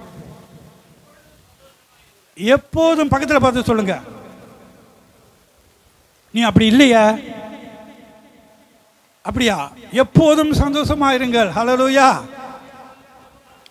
இடைவிடாமல் எப்படிங்க ஜெபிக்கிறது? வேலைக்கு போகிறோம், சமைக்கிறோம், குளிக்கிறோம், என்ன எப்படிங்க இடைவிடாமல் ஜெபிக்கிறது? நான் உங்களுக்கு கற்றுக் கொடுக்குறேன். நடக்கும் போது, போகும்போது, உட்காரும் போது, காடி ஓட்டும் போது, சமைக்கும் போது, கர்த்தாவே சோத்திரப்பா, நன்றி ஆண்டவரே, சோத்திர ஆண்டவரே, கர்த்தர் நீ நல்லவர் ஆண்டவரே, நல்லவர் ஆண்டவரே, துதிக்கிற ஆண்டவரே, சோத்திர ஆண்டவரே. எப்போதும் இடைவிடாமல் ஜெபிக்க முடியும். அல்லேலூயா. கீழே விழுந்துட்டான் ஏசப்பா, எஞ்சாலும் ஏசப்பா தான். அல்லேலூயா. எல்லாவற்றுக்கும் இயேசுவே நன்றி சோத்திரம். இப்படி தான் இடைவிடாமல் ஜெபம் பண்ணுங்கன்னா. எல்லாத்தையும் ஒரு அம்மா இருந்தாங்க, ஜெபம் பண்ணிக்கிட்டே இருந்தாங்க. வீட்டுக்காரர் வந்தார், சாப்பாடு இல்லை. ஏன்னு கேட்டால், நான் இடைவிடாமல் ஜெபிக்கின்றேன். இடைவிடாமல் ஜெபிக்கும் போது அந்த வீட்டில் பூகம்பம் தான் வரும். என்னால் செய்ய வேண்டிய கடமையை செய்யாமல் ஜெபிக்க வேண்டும். நான் உபவாசத்தில் இருக்கிறேன். இந்த மாதிரி சொல்லி குழப்படி பண்ணக்கூடாது வீட்டில். இடைவிடாமல் ஜெபம் செய்வதெண்டா, நீங்கள் எப்போதும் நடக்கும்போது, போகும்போது, உட்காரும் போது. தாவீது பாருங்கள், சங்கீதக்காரன், படுக்கையிலே நான் உன்னை நினைக்கின்றேன். படுக்கும் போது கூட நம்ம ஆண்டவரே சோத்திரம்பா சொல்லலாமா, சொல்லக்கூடாதா? குடிச்சு கொண்டே பாடக்கூடாது. என்றும் ஆனந்த, அங்கேயும் தேவனை துதி தான் கனம். எல்லா இடத்துலையும் கர்த்தருக்கு நீங்கள் சோத்திரம் சொல்லலாம். இடைவிடாமல் ஜெபம். அடுத்தது, எல்லாவற்றிலும் சோத்திரம் செய்யுங்கள். ஹல்லேலூயா. நம்ம அல்லேலூயா கூட்டம் தானே. அல்லேலூயா சத்தம் குறைவாக தான் இருக்குது. ஏன்னா பெந்தகோஸ்காரங்க நம்ம அல்லேலூயா கூட்டம் ரொம்ப குறைஞ்சி போச்சு இப்போலாம். எல்லாவற்றையும் சோத்திரம் செய்யுங்கள். அப்படி செய்வதே உங்களை குறித்து. அல்லேலூயா. அவ தேவ சித்தம் என்ன? சோத்திரம் செய்வது. நன்றி சொல்லுங்க, சோத்திரம் சொல்லுங்க. ஹல்லேலூயா. சோத்திர ஆண்டவரே, நன்றி ஆண்டு. இதை நீங்கள் செய்யும் போது இதுதான் தேவ சித்தமாக இருக்கிறதுங்க. ஆமென். ஹல்லேலூயா. அப்போ ஆண்டவரை நம்மிடத்தில் என்ன நம்ம எதிர்பார்க்க? நன்றி சொல்ல வேண்டும். நன்றினால இன்னைக்கு அநேக விக்கிரத்துக்கு முன்பதாக மலர்களை தூகிறார்கள். ஆனால் நம்முடைய வாயின் நாவினாலே ஆண்டவரை துதியாலே அவரை சுவாச வாசனை அவருக்கு போகும்படி சோத்திரம் செய்ய வேண்டும். அல்லேலூயா. அப்போ சோத்திரம் சொல்கிறவன் அவன் தேவனுடைய சித்தத்தை செய்கிறான். ஆமென்.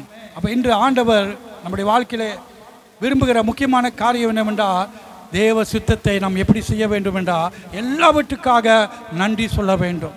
நஷ்டமோ இல்லை கஷ்டமோ பட்டினியோ எந்த சூழ்நிலை இருந்தாலும் பவுல் சொன்னவண்ணமாக கிறிஸ்துவின் அன்பை விட்டு என்னை பிரிக்க முடியாதுன்ட்டார். எல்லாவற்றுக்காக நான் தேவனை சோத்திரம் பண்ணு அவர் தான் நீங்கள் சொல்கிறாரு. அல்லேலூயா. அல்லேலூயா. அல்லேலூயா. நம் கடவுளுக்கு நன்றி சொல்லும் போது நாம் என்ன தெரிவிக்கிறோம்? ஆண்டவரே, எல்லாமே உம்முடையது என்று சொல்கிறோம். என்னுடைய வீடு, என்னுடைய குடும்பம், என் பிள்ளை, என் மனைவி, என் கணவர் எல்லாமே உம்முடையது என்று சொல்லி நன்றி சொல்கிறோம். அதுதான் அர்த்தம். நம்ம ஆண்டவருக்கு நன்றி சொல்லும் போது என்ன சொல்கிறோம்? சகல நன்மைகளும் பூரணமான எந்த வரங்களும் பரலோகத்திலிருந்து எனக்கு வந்தது என்று நன்றி சொல்கிறோம். எதுவுமே நான் எடுத்துக்கொள்ளலை, எதுவுமே எனக்கு சொந்தமானதில்லை, எல்லாம் ஆண்டவருக்குரியது என்று சொல்லி நன்றி உள்ளத்தோடு நாம் ஆண்டவரை சோத்திரம் பண்ணுகிறோம். அல்லேலூயா. கர்த்தர் இவ்வளவு நன்மைகளை நமக்கு செய்திருக்கிறார். அல்லேலூயா. நாம் ஏன் ஆண்டவருக்கு நன்றி சொல்ல வேண்டும்? சகலமும் அவர் மூலமாக அவரே காரணராக இருக்கிறார். அல்லேலூயா. உங்களுக்கும் எனக்கும் இருக்கிற எல்லா நன்மையும் உங்க சொந்த பலத்தினால, முயற்சினாலே, பணத்தினால சம்பாதிக்கல.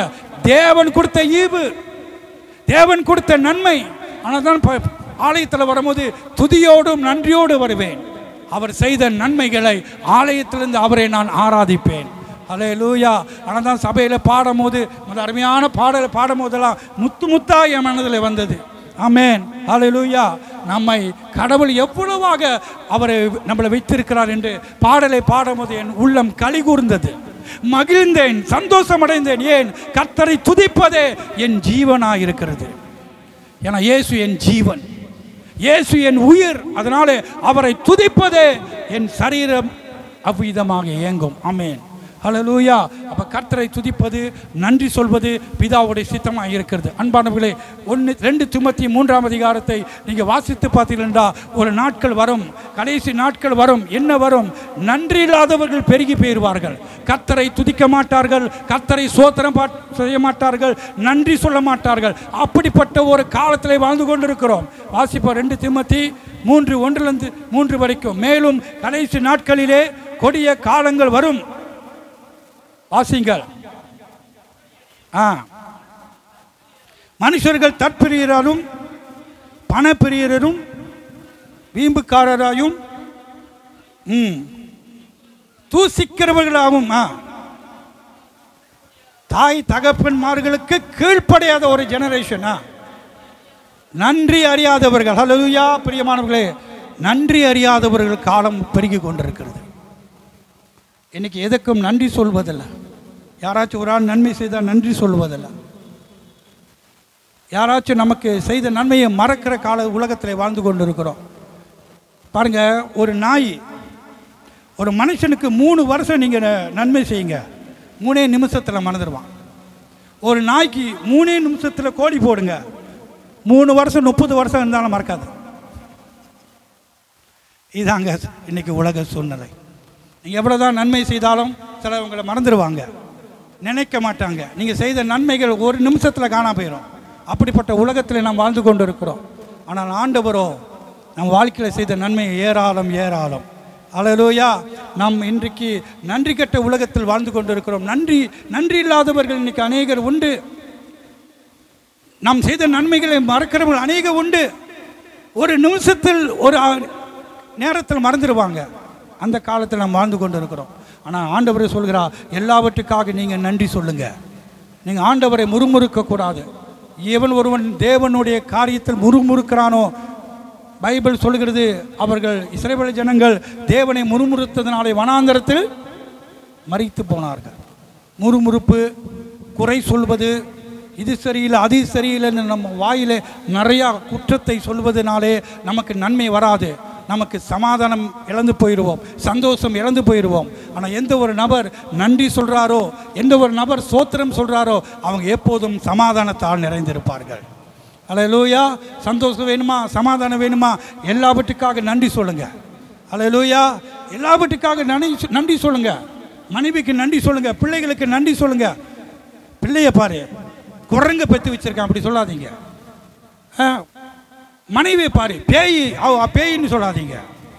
புருஷனை பாருங்க, அவர் ஒன்றும் தெரியாது அப்படி சொல்லாதீங்க. இந்த மாதிரி நீங்கள் சொல்லிக்கிட்டு இருந்தீங்கன்னா வீட்டில் சமாதானம் இருக்காது, சந்தோஷம் இருக்காது. ஆனால் எல்லாவற்றுக்காக நன்றி சொல்லணும். ஹல்லேலூயா, ஹல்லேலூயா. நான் பல தடவை என் மனைவி கிட்ட அவங்களுக்கு தெரியும், பார்க்குறான், எவ்வளோ தடவை கைகளை பிடித்து சொல்கிறேன், உனக்கு நான் நன்றி சொல்கிறேன், எவ்வளோ ருசியான சமையலாம் எனக்கு சமைச்சு கொடுத்துக்கிட்டே இருக்கிறேன், எவ்வளோ நான் படுக்காத முன்னுங்க எனக்கு டீ கலக்கி கொடுக்குறேன், எவ்வளோ காரியம் சட்டை அயன் போடுற, எனக்கு என்னென்னமோ சரியா, நீ இல்லாட்டி நான் எப்படி வாழ போகிறேன்னு தெரியலன்னு சொன்னேன். சில பேர் இருக்கிற வரைக்கும் அந்த அருமை தெரியாது. இல்லாத போது ஐயோ என்னை விட்டு போறிய, நானும் வந்துடுறேன், போயிருங்க அப்படி சில பேர் சொல்லுவாங்க, நானும் கூட வந்துடுறேன்னு. ஆனால் கூட போக மாட்டாங்க. அன்பானவர்களே, நமக்கு இருக்கிற சபைக்காக ஸ்தோத்திரம். நீங்கள் எத்தனை பேர் சபை இல்லாமல் இருக்கிறாங்க? நமக்கு இருக்கிற பாசருக்காக ஸ்தோத்திரம், நமக்கு இருக்கிற அண்ணன் தம்பிகளுக்காக ஸ்தோத்திரம், நமக்கு இருக்கிற அம்மா அப்பாக்காக ஸ்தோத்திரம். எத்தனை பேர் தாய் தகப்பன் இல்லை? ஹல்லேலூயா. எல்லாவற்றுக்காக என்ன செய்யுங்க? ஸ்தோத்திரம் பண்ணுங்கன்னு பைபிள் சொல்லுது. கடைசியாக அன்பானவர்களே, பரிசுத்தம் இல்லாதவராகியும், கடைசி சொல்லி முடிக்கிற 1 தெசலோனிக்கர் 4:3-4 வரைக்கும் கடைசி தேவ சித்தம் என்ன? கடைசி 5வது பாயிண்ட், தேவ சித்தம் என்ன? 1 தெசலோனிக்கர் 4ஆம் அதிகாரம் 3-4.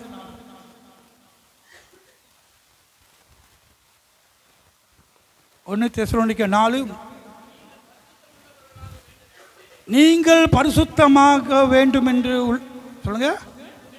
வேண்டும் என்பதே தேவனுடைய சித்தமாக இருக்கிறது.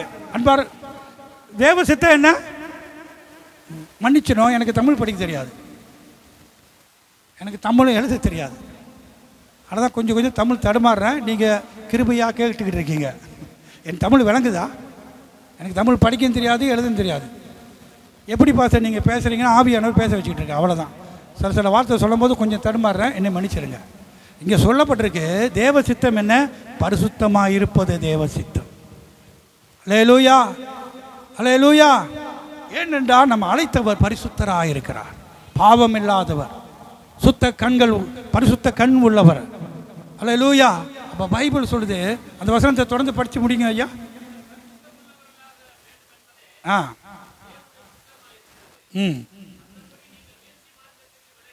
பேசிமாத்துக்கு விலகி இருந்து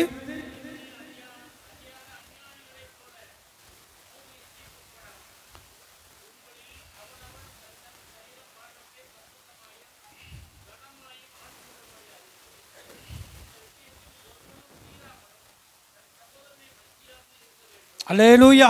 அப்போ இந்த முக்கியமான வசனம் இங்கே என்னவென்றா, நீங்கள் பரிசுத்தமாக இருப்பது தேவ சித்தமாக இருக்கிறது. நீங்கள் ஆண்டவர் சபையில் எதை விரும்புகிறார்? இன்றைக்கு சபையிலே பரிசுத்தத்தை பற்றி பேசுவது மிக குறைவு, ஆசீர்வாதத்தை பற்றி ரொம்ப பேசுகிறாங்க. இன்றைக்கி நிறையா யூடியூப்பில் நான் அதை பார்க்கின்றேன். ஆனால் இன்றைக்கி பரிசுத்தத்தை பற்றி, ஒழுக்கமான வாழ்க்கை, ஒழுங்கான வாழ்க்கை, நேர்மையான வாழ்க்கை, கற்றுக்குள்ளே எப்படி நாம் சத்தியத்திலே வாழ வேண்டும், பரிசுத்தத்தில் இருக்க வேண்டும், இந்த காரியங்கள் இன்றைக்கு மிக மிக குறைவான காலகட்டத்தில் வாழ்கிறோம். நம்மை சுற்றி பாருங்கள், துன்மார்க்கிற அநேகர் நம்மை சுற்றி கோணலும் மாறுபாடான கூட்டம் இன்றைக்கி நிறையா நம்மை சுற்றி இருக்கின்றார்கள். ஆனால் அவர்கள் மத்தியில் தேவன் உங்களை என்னை பிரித்தெடுத்திருக்கிறார். சபை என்றால் என்ன? பிரிக்கெடுத்தப்பட்டவர்கள், இந்த உலகத்திலிருந்து பிரிக்கப்பட்டவர்கள். எதற்காக? தேவனுக்காக பரிசுத்தமாய் வாழ. அதான் ரோமர் 12:1-3 வரைக்கும் பாஸ்டர் உங்களுக்கு போதிச்சிருக்கிறார். இந்த உலகத்துக்கு ஒத்து வேஷம் தெரியக்கூடாது, இந்த உலகத்து போல நீங்கள் வாழக்கூடாது. அதுக்கு பிரிக்கப்பட்டவர்களாக உங்கள் மனதிலே சுத்தம், உங்கள் மனம் புதிதாக்கப்பட வேண்டும், உங்கள் இருதயத்தில் சுத்தம். என ஆண்டவர் உள்ளத்தை காண்கிறார், சிந்தையை காண்கிறார், கண்களை காண்கிறார், நம் மனதின் நோக்கத்தை எல்லாவற்றையும் அறிந்திருக்கிறார். அவை யாவும் கர்த்தருக்கு முன்பதாக சுத்தமாக இருப்பதாக.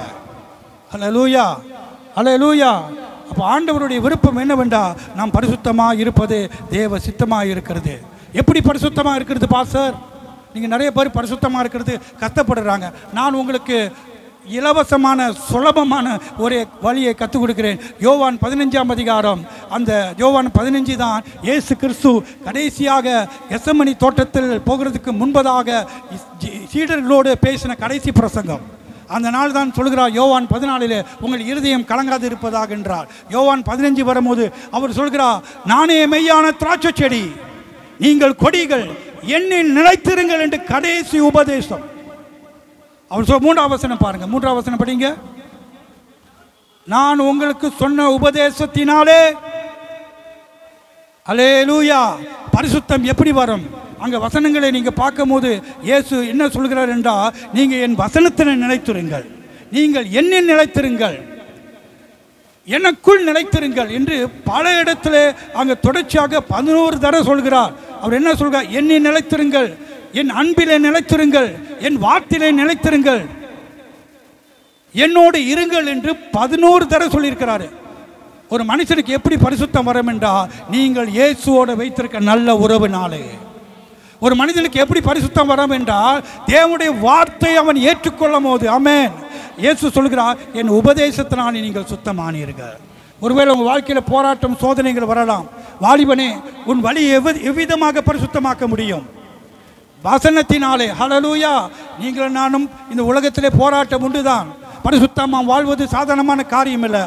ஆனால் ஒரு காரியம் அறிந்து கொள்ளுங்கள், இயேசுவோடு ஒட்டி கொள்ளுங்கள், இயேசுவோடு எப்போதும் நினைச்சிருங்கள், இயேசுக்குள்ளாக நீங்கள் ஜீவிக்க பழகுங்கள். அப்பொழுது தானாகவே அவருடைய பரிசுத்தம் உங்களுக்குள்ளே வந்துவிடும். ஹல்லேலூயா. நீங்கள் கஷ்டப்பட தேவையே இல்லை. அதான் இயேசு சொல்கிறார், எண்ணி நிலைத்திருக்கிறவன் மிகுந்த கனிகளை கொடுப்பான். எனக்கு வெளியே நீங்கள் ஒன்றுமே செய்ய முடியாதுன்றார். அப்போ பரிசுத்த வாழ்க்கை எப்படி நமக்கு வரும் என்றால், நாம் தேவனோடு நிலைத்திருப்பதனாலே, வார்த்தையை நிலைத்திருப்பதனாலே. இன்றைக்கு வேதம் படிப்பது, வேதம் வாசிப்பது பல இடத்துல குறைவாக இருக்கிறது. ஆனால் நீங்கள் வேதத்தை கொண்டு வந்திருக்கீங்க, ரொம்ப சந்தோஷம். வேதத்தை வாசித்தா இன்னும் சந்தோஷம், வேதத்தை நேசித்தா இன்னும் சந்தோஷம், வேதத்தை நீங்கள் வாசித்து அதை செய்தால் இன்னும் சந்தோஷம். அல்லேலூயா. அப்போ பரிசுத்தமான வாழ்க்கையை தேவன் விரும்புகிறார். கடைசி வசனம் 1 பேதுரு 1ஆம் அதிகாரம், 1 பேதுரு 1:15-16. 1 பேதுரு 1ஆம் அதிகாரம் 15-16. உங்களை அழைத்தவர் பரிசுத்தராக இருக்கிறார். அல்லேலூயா. நம் ஆண்டவர் பரிசுத்தர். ஆமென். ஒருவரும் சேர முடியாத ஒளியிலே வாசம் செய்பவர். 1000 தூதர்கள் பரலோகத்தில் அவரை பரிசுத்தர் பரிசுத்தர் என்று வாழ்த்துகிறார்கள். ஆமென். தேவன் பரிசுத்தராக இருக்கிறதுனாலே நீங்களும் உங்கள் நடக்கை எல்லாம் அல்லேலூயா. பாருங்க, பரிசுத்தம் நீங்கள் வெளியே அலங்கரிப்பினால் அல்ல. முக்கால் போடுவது நல்லது, நகை போடாமல் இருக்கிறது நல்லது தான், போட்டிருந்தாலும் போடாத அது உங்களுடைய விருப்பம். ஆனால் உள்ளத்தில் பரிசுத்தம் இருக்கிறதா? என இயேசு சொன்னார், உள்ளத்திலிருந்து எது வெளியே வருதோ அதுதான் அந்த மனிதனை தீட்டுப்படுத்துவது. ஆமென். அல்லேலூயா. இங்கே சொல்கிறார் பாருங்க, உங்கள் நடத்தையிலே உங்கள் பேச்சிலே எல்லாவற்றிலும் நீங்கள் பரிசுத்தமாக இருக்க வேண்டும். ஆமென். அல்லேலூயா. தொடர்ந்து வாசிங்க ஐயா. நான் பரிசுத்தர் ஆகையால். ஆமென். ஹல்லேலூயா. இன்றைக்கு சபை பரிசுத்தமாக இருக்க வேண்டும். எந்த சபை பரிசுத்தமாக இருக்கிறதோ மணவாளன் ஒரு நாள் வருவார். மணவாட்டி பரிசுத்தமாக இருக்கிற மணவாட்டியை எடுத்துக்கொள்ளும்படி மணவாளன் வரப்போகிறார். அல்லேலூயா. எத்தனை பேர் இயேசுக்காக ஆயத்தமாக இருக்கிறீர்கள்? இல்லை எத்தனை பேர் நான் இங்கேயே இருந்துடுறேன், நீங்கள் இருங்க நாங்களும் போயிடுறோம். அல்லேலூயா. 1 தெசலோனிக்கேயர் 5ஆம் அதிகாரம் 23 சொல்லுகிறது. 1 தெசலோனிக்கேயர் 5:23. தேவன் வாசிங்க. 1 தெசலோனிக்கேயர் 5:23. சமாதானத்தின் தேவன் தாமே உங்களை. அல்லேலூயா. யார் நம்மளை பரிசுத்தமாக்க முடியும்? கர்த்தர் ஒருவரே. முற்றிலும் அவர் நம்மளை பரிசுத்தமாக்குவாராக. அப்புறம் உங்கள் ஆவி, உங்கள் ஆத்துமா, உங்கள் சரீரம் முழுவதும். அல்லேலூயா. அல்லேலூயா. Church, Jesus is coming back. இயேசு மீண்டும் வருகிறார். உங்களுக்காக எனக்காக வருகிறார். பரிசுத்தமாக வாழ்கிறவர்களுக்காக வருகிறார். அவருடைய சித்தத்தை செய்கிறவர்களுக்காக வருகிறார்.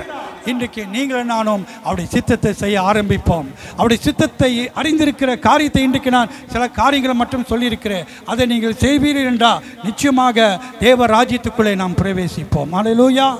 அல்லேலூயா. நன்றி சொல்லுங்கள், ஸ்தோத்திரம் சொல்லுங்கள். அது அவருடைய சித்தமாக இருக்கிறது.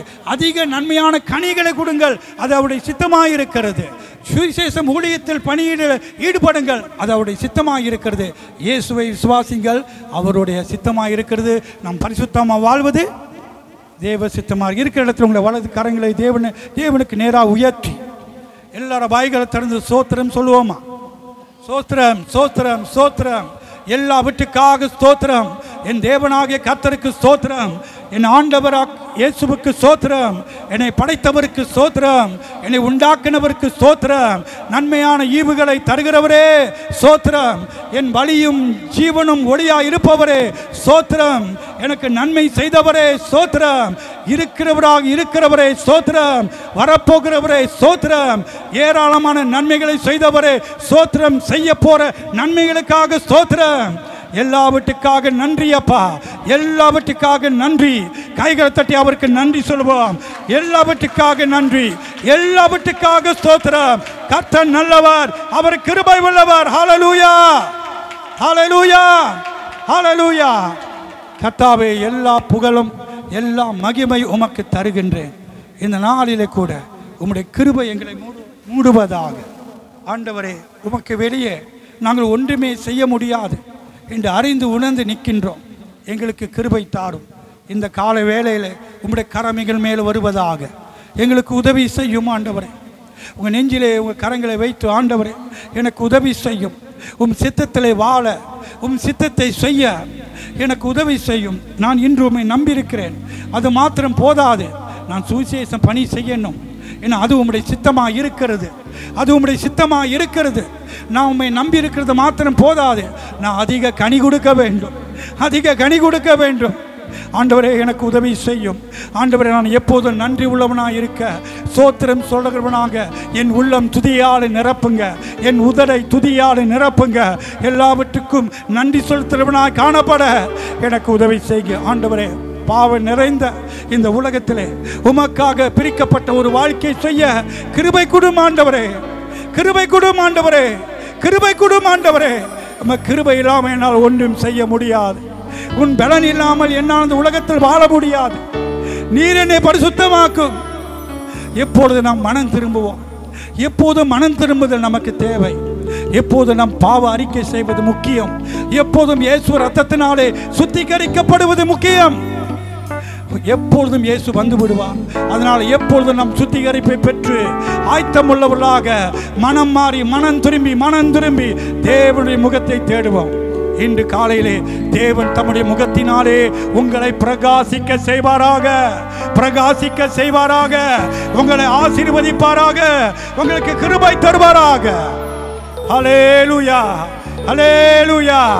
மரணதா, இயேசு வருகிறார். சபையை ஆயத்தமடைவோம்.